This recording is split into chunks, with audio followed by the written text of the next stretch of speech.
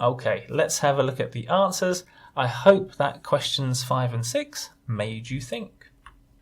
For question 1, you can say, you must agree to our terms to receive further information, or before you receive further information.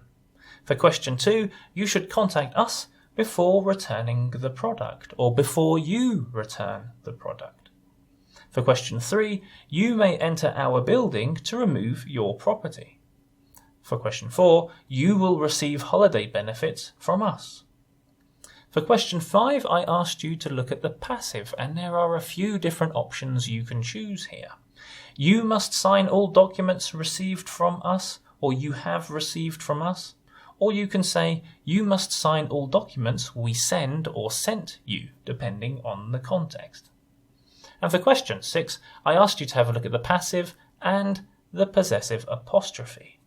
If you have received a package we sent or from us, you must check the package's condition before signing.